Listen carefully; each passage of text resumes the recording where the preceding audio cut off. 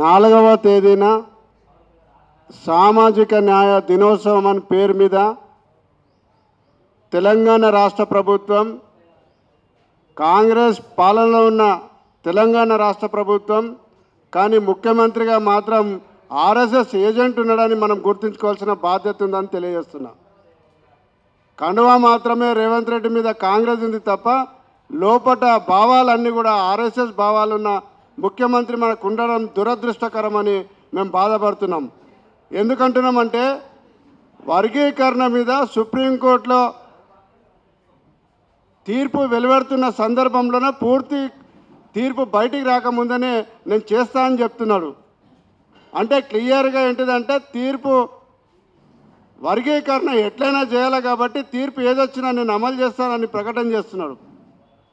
అయితే ఈ 4వ తారీఖు రోజు ప్రవేశపెట్టిన నివేదిక ఏదైతే ఉన్నదో ఎస్సీ ఉపవర్గీకరణ మీద ఆ నివేదిక పేరు మీద ఒక నోటు ప్రవేశపెట్టిండు. ఇది మొత్తం 119 మంది ఎమ్మెల్యేలకు ఇక ఈ నోటు ఇచ్చిండు. 13 పేజీల నోటు ఇది. వాస్తవానికి షమీమ్ అఖ్తర్ రిపోర్ట్ ఎన్ని పేజీలయ్యా? 199 పేజీలు. 190 పేజీల నివేదిక నీకు ధైర్యమే ఉంటే, నిజాయితీగా ట్రాన్స్పరెన్సీగా ఉంటే ఎందుకు మీ ఎమ్మెల్యేలకు ఇవ్వలేకపోయినాను? ఈ చెత్త తప్పుల తడక 10 పేజీల చెత్తనిచ్చేసి షమీమ్ అఖ్తర్ రిపోర్ట్ అని మభ్యపెట్టి దీన్ని ఆమోదిస్తున్నామట. ఇక కులగణన నుంచి మొన్నటిదాకా అందరం బీసీలు కానీ ఎస్సీలు కానీ అన్ని సామాజిక వర్గాలు క్లియర్గా చెప్పినాయి అది తప్పుల తడకని. ఈరోజు మేము విలేకరుల సమావేశం పెట్టడానికి ఏంటంటే ఉపవర్గీకరణ మీద నివేదిక పెట్టి ఆమోదింపజేసిండు. అదంతా కూడా 13 పేజీల తప్పుడు తడకని సాక్ష్యాలతో నిరూపించడానికే ఈ విలేకరుల సమావేశం నిర్వహించారు. అందులో మొదటి పేజీలో ఏం తప్పు ఉందో మీకు చెప్తాను.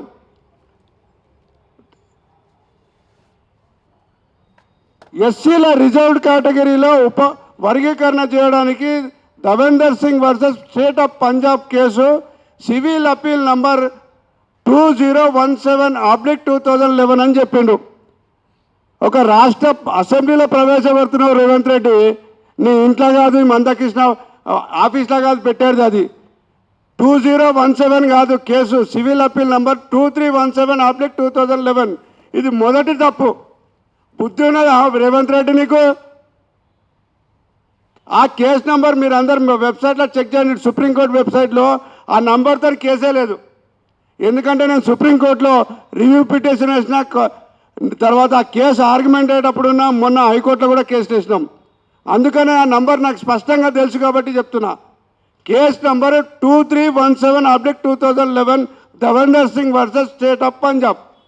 కానీ ఈయనేమంటాడు 2017 అంటాడు. 2017 కేసే లేదు సుప్రీంకోర్టులో. దీన్ని మరి ఎట్లా యాక్సెప్ట్ చేసిరా? ఎమ్మెల్యేలు మీరు చదువుకొని ఎలక్ట్ అయ్యే ఎమ్మెల్యేలు వచ్చిరా లేకుండా ఎవడో చెప్పినందుకు వచ్చిరా? అడగాలి కదా. 199 పేజీలు పెట్టకుండా 10 పేజీలు పెట్టినావు, అయ్యా నాకు ఇయ్యని అడగాలిగా. ఏ ఒక్క దద్దమ్మ ఎమ్మెల్యే అడగలే. ఇక రిజర్వ్డ్ వాళ్ళైతే చెప్పనే చెప్పకు, ఇక మాలల ఎమ్మెల్యేలు అయితే అసలే చెప్పకు. మీరు గ్రహించాలి, మాల ఎమ్మెల్యేలు ఇప్పుడు ఈ 1, 2, 3 గ్రూపులు వచ్చిన తర్వాత 5% రిజర్వేషన్లు అంటే మీరు ఇప్పుడు 8 మంది ఉన్నారు కదా, 3 కూడా ఎమ్మెల్యేలు కాలేరు. ఇప్పుడైనా బయటికి రండి, వాస్తవాలుగా ప్రశ్నించండి. మీకు ఏదో టికెట్ ఇప్పుడు గమ్మునకుంటే టికెట్ ఇస్తారనుకోండి, ఏం జరగదు. ఇక అయిపోయింది మీ దందంతా. ఇప్పుడైనా నిజాయితీగా బయటికి రండి అని పిలుపునిస్తున్నాం. ఇక దీంతో పాటు దీంట్లో ఎస్సీల జనాభా 2011 జనాభా పేర్కొన్నాడు. ఇది నేను చెప్పింది కాదండి, అసెంబ్లీలో ప్రవేశపెట్టిన బిల్లు. ఇదే రిపోర్ట్ను ఆమోదింపజేశారు. ఎస్సీల జనాభా వచ్చేసి మొత్తం 54,32,680. ఇది వాళ్ళు మొదటి పేజీలలో మొదటగా చెప్పింది. ఇప్పుడు ఈ సంఖ్య గ్రూప్ 1, గ్రూప్ 2, గ్రూప్ 3 అన్నీ కలిపి 54 లక్షలు ఉండాలి కదా. కానీ మీరందరూ కూడా ఒకసారి చెక్ చేయండి. ఎంత అన్యాయం అంటే గ్రూప్ ఏలో 1,71,265 దయచేసి ఎవరైనా క్యాల్కులేటర్ ఉంటే తీసుకోరి.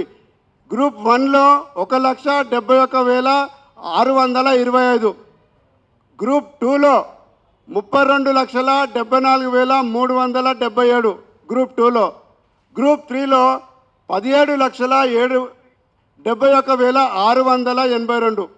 ఇవన్నీ మొత్తం కలిపితే 52,17,684 వస్తుంది.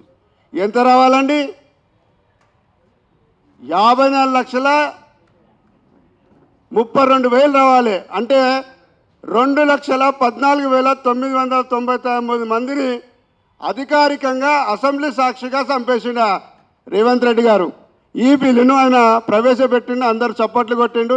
ఇది సామాజిక న్యాయము దినోత్సవం అన్నాడు.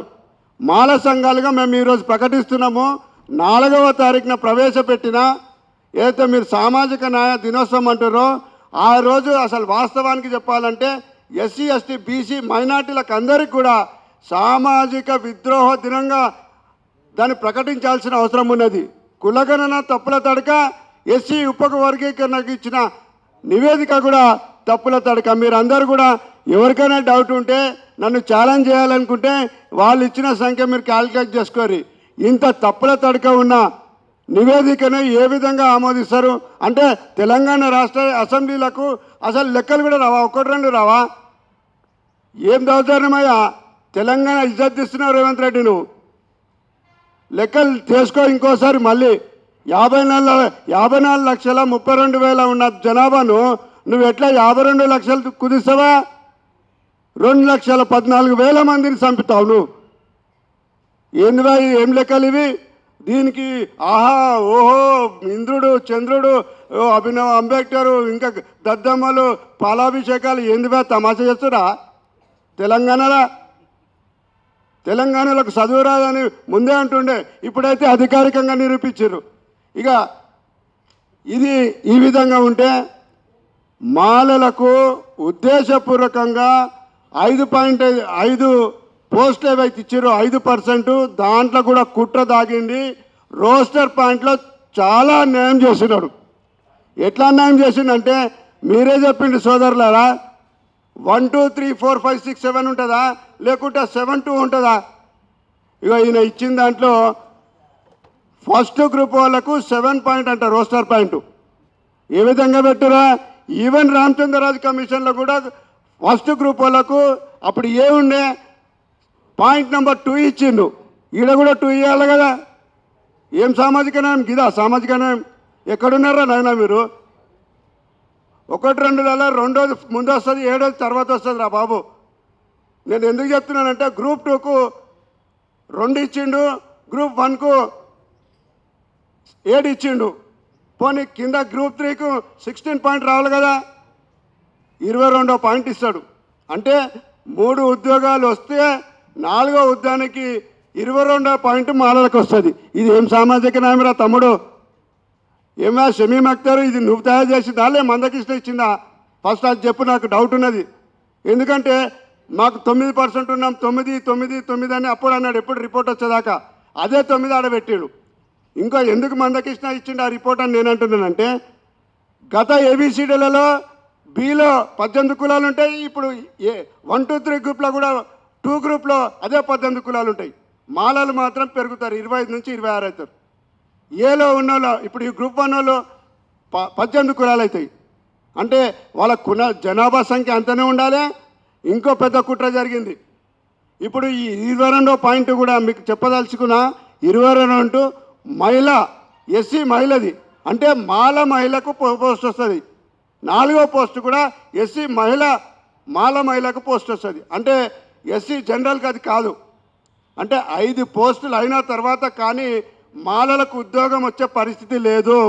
దయచేసి ఇది ఇది ఇప్పుడు చెప్పండి, ఇది సామాజిక న్యాయమా లేదా సామాజిక న్యాయాన్ని కూని చేసిన దినమా? మీరు చెప్పాల్సిన అవసరం ఉన్నది. ఎంత అన్యాయమో! జస్టిస్ రామచంద్ర కమిషన్ అప్పుడు కూడా ఇంత అన్యాయం జరగలే. అప్పుడు ఏ గ్రూప్ వాళ్ళకు రోస్టర్ పాయింట్ 2 ఉండే, బి గ్రూప్ వాళ్ళకు రోస్టర్ పాయింట్ 7 ఉండే, సి గ్రూప్ వాళ్ళకు రోస్టర్ పాయింట్ 16 వచ్చింది. అప్పుడు 3వ ఉద్యోగం మాకు వస్తుండే. కానీ ఇప్పుడు షమీమ్ అఖ్తర్ పేరు మీద మీరు ఆమోదింపజేసిన తప్పుల తడక నివేదికల్లో రోస్టర్ పాయింట్ పేరు చెప్పి కూడా మాకు అన్యాయం చేస్తారని ఈ సభాముఖంగా నేను తెలియజేసుకుంటున్నా. ఏం సామాజిక న్యాయంకి అసలు ఎన్ని తూట్లు పడిచిరో స్పష్టంగా తెలుస్తున్నది. రోస్టర్ పాయింట్లో ఎందుకు నువ్వు మా అధికారులకు ఎక్కువ ఇచ్చినావు మీరు చెప్పాల్సిన అవసరం ఉన్నది. ఇంకోటి,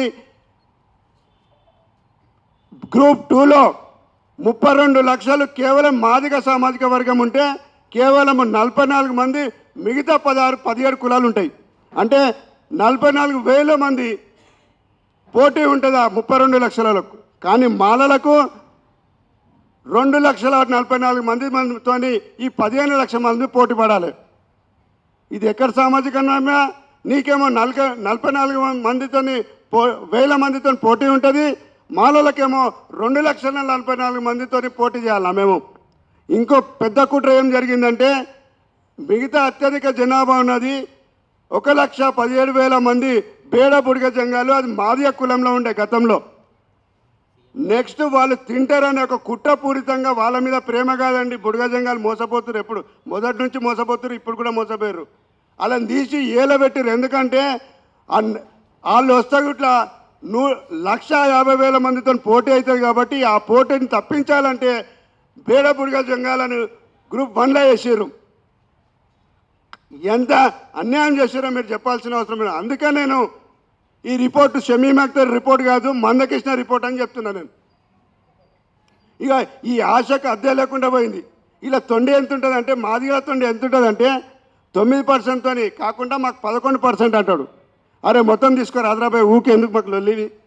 మాకు ఈడబ్ల్యూఎస్లో పంపించేరి, అది 10% ఉంది, అన్న బతుంది, మహాత్మా గౌరవం అని బతుంది. ఊకే అంటరాని వాళ్ళు ఈ మానభంగాలు అత్యాచారాలనే తగ్గుతాయి. ఏం తమాషా అవుతుందా మందేలియా? ఏం మాట్లాడుతున్నావు? 11 కావాలా?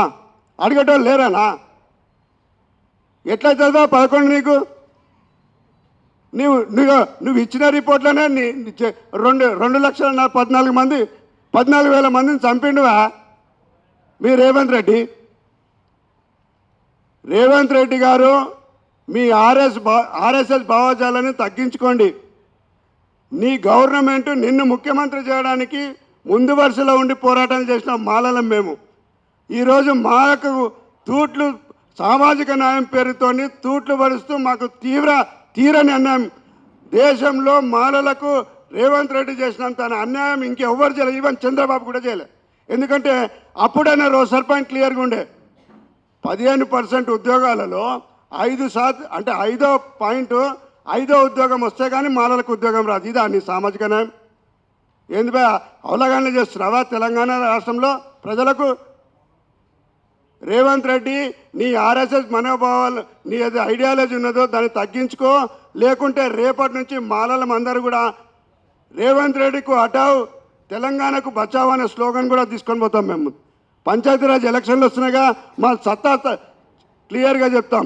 అందుకని నేను ఏమంటున్నానంటే, ఈ తప్పుల తడక ఏదైతే నివేదిక ఉన్నదో, ఈ నివేదికను అందరూ కూడా మీ ఏరియాలలో ఈ తప్పుడు నివేదిక రిపోర్ట్లను తలగబెట్టే కార్యక్రమం తీసుకుపోయి అందరూ కూడా, ఎందుకంటే కేసు నెంబర్ తప్పు ఉంటుంది, జనాభా లెక్కలు ఒక పేజ్లో ఒకటి ఉంటుంది, ఇంకో పేజ్లో ఒకటి ఉంటుంది, రోస్టర్ పాయింట్తో మాలకు నష్టం చేసింది. కాబట్టి అందరూ కూడా ఈ రిపోర్ట్ను తలగబెట్టే కార్యక్రమం తీసుకోవాలని పిలుపునిస్తున్నాం.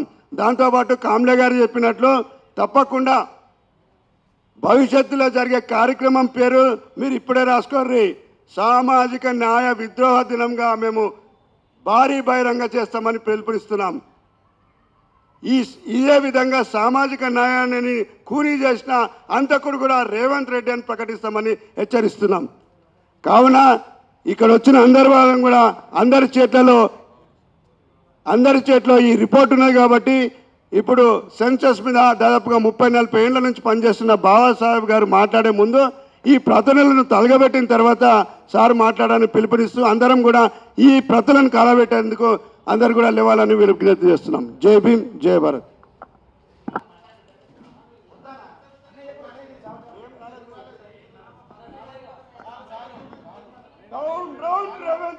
Down down Revanth Reddy.